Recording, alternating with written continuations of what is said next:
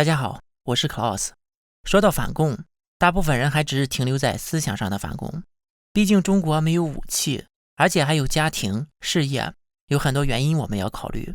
在中国，各种维稳控制得很严，要做到真正有实际行动的反共很难。作为一名煽颠分子，我一直都在考虑这个问题。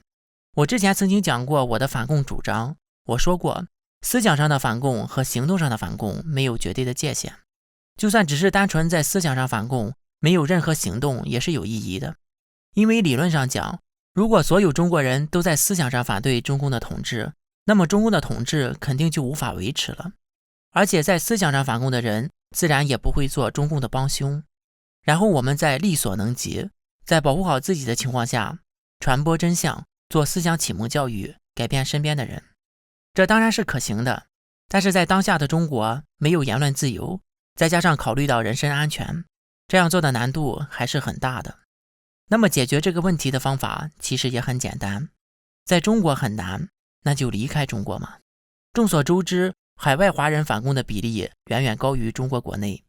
海外华人是反共的主力军，在不同的国家和地区都有反共组织，他们不定期的组织各种反共活动，传播反共思想，而且还能影响国外的政治人物和政府政策等。也包括很多像我一样的 YouTuber， 不管我们的声音有多大多小，我们每一个人都能自由的发声。但是你知道海外华人有多少吗？其实海外华人一共才6000多万，中国人有14亿，这占不到 5%。 而且这些人里面还有很大一部分是华裔，真正从1949年建立的中共国出去的就更少了。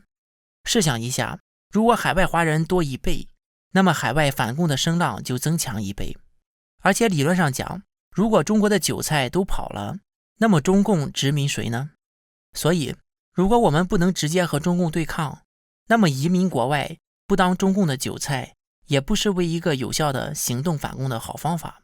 特别是针对已经觉醒的中国人来讲，保守估计按照 5% 计算，中国至少有反贼7000万，这和翻墙的用户数量也相吻合。想象一下，如果这些人能出来，那么每个人就会像一盏发光的明灯，往国内传递信息的同时，还能影响外国人，让他们了解一个真实的共产中国是什么样子，让西方社会摆脱大外宣的洗脑。不用说7000万，就算是多700万的反贼能够喊出自己的声音，那绝对也是可以影响世界的强大能量。但为什么拥有14亿人的中国却没有多少人移民呢？要说中国人不想移民国外吗？当然不是，很多中国人是很向往国外的。我们都知道发达国家环境更好，教育更好，福利更好，收入更高，食品更安全等等。但是中国人对移民还是有很多误解。首先最大的误解就是移民很难，贫贱不能移。中国人普遍认为一定要有很多钱，很高的能力才能移民。其实并不是，我在国外遇到很多中国移民都是很普通的人，很多国家几十万就可以投资移民，有些国家的留学移民条件也不高，特别是西方国家的政治宗教庇护更是没有门槛，成本就是基本的签证费用和机票费用，最少几万块钱就可以搞定。我之前做过这方面的详解，右上角有视频链接，也可以在评论区找到我的联系方式，无偿咨询我。一个人成功移民了之后，全家人都可以移民。第二个误区就是在国外语言不通，生活会很困难。其实很多在唐人街生活的中国人，可能一辈子都不需要学外语。拿美国来讲，政府部门多数都有中文翻译，就连选票都有中文版。如果要学习英语，当地有很多的语言学校，学费也不贵。如果只是满足日常生活，学很少的单词就够用了。由于这些误解，再加上中国的虚假宣传和家国情怀的洗脑教育，所以中国虽然是世界人口第1大国，而且又是低收入、低福利的专制国家，但是移民海外的人占人口的比例却非常的低。而事实上，很多很普通的人也是有资格和机会移民海外的。但是因为这些种种原因，很多人并没有放眼世界，目光只停留在中国。去年我看到一个新闻，非常令人痛惜。河北廊坊一家3口因为欠债跳楼自杀，孩子才8岁。像这种欠债自杀的事件在中国时常发生，因为中国不允许个人申请破产，不死就得还债。类似的新闻一搜一大堆。为什么有人会选择轻生？是因为走投无路。虽然世界很大，却没有自己的容身之所。但是中国人眼里的世界其实就只有中国。如果说欠债还不起钱，那也可以出国呀。债务是不能跨越国界的。办理护照只需100元人民币，即便是没有签证，单凭护照可以去的国家就有40多个。就算是黑在那里，那也比死了强呀。去国外一切可以重新开始，去一个华人区生活也完全不会有任何困难。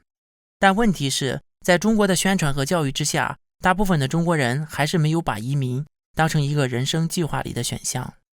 说到债务不能跨越国界，不只是走投无路欠债的人可以出国，如果你决定以后不回中国了，你甚至可以主动借款。中国是债务大国，只要有正常的工作，银行贷款、信用卡、网贷等无抵押的贷款加在一起，借个几十万甚至上百万都很正常。如果中国人能大量移民，带着资产的同时留下负债，必定会动摇中共的国本。当然，借钱跑路这个方法要慎重考虑，但是对于走投无路，在中国只有死路一条的人来说，那又何乐而不为呢？不过坏消息就是，以后出国可能越来越难了。中国自改革开放打开国门以来，中国人移民海外的数量在逐年增加，而且目的国主要都是以西方敌对的国家为主。在过去几十年全球化的过程中，中国增加了与西方的交流，越来越多的人走出国门。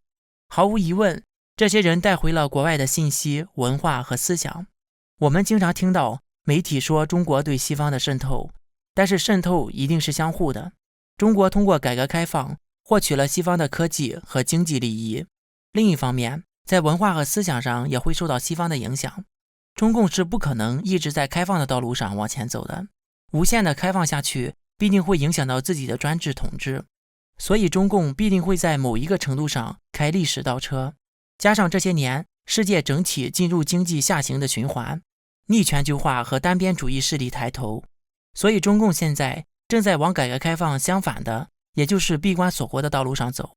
这也不完全是习近平一个人的原因，更是中共要维持独裁统治的大势所趋。现在在中国办理护照和出境都比以前更加困难了，但是只要有心去摸索，还是能够肉身翻墙的。现在不把握机会，以后只会越来越难。特别是年轻人，只要你在中国生活，你就会给中国交税，就是中共的韭菜。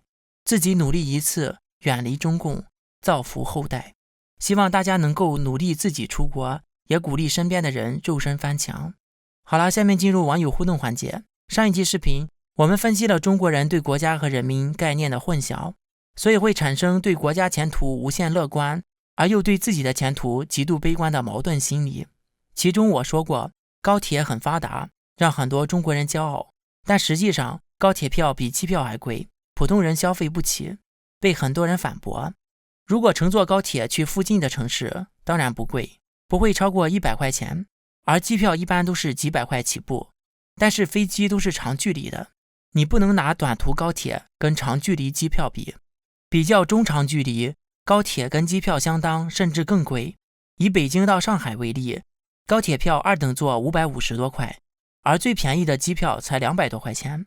网友 RA 说，看着电视里的厉害了我的国，再看看自己家徒四壁的生活，真是讽刺啊。网友 KTO101 说，5毛小粉红隔着荧幕的真实写照。网友 Nightmare NPC 说，小粉红说，看到领导子女换了兰博基尼，我感到很高兴。网友那晚歌的潇洒说，在封建专制社会里，国兴百姓苦，国亡百姓苦。这句话原本以为只会出现在封建社会时的中国，但是想了想，现在的人民和古代又有什么区别？只不过都是天朝的工奴。网友 Johnson 玉说，有钱人买豪宅，家里请了好几个佣人，这些个佣人逢人都说自己住豪宅，却不说自己只是一个佣人而已。现在的中国人就像佣人，真不明白他们在得意什么。好了，本次节目就到这里，欢迎大家点赞、订阅、留言和分享。我是 Klaus， 我们下次再见。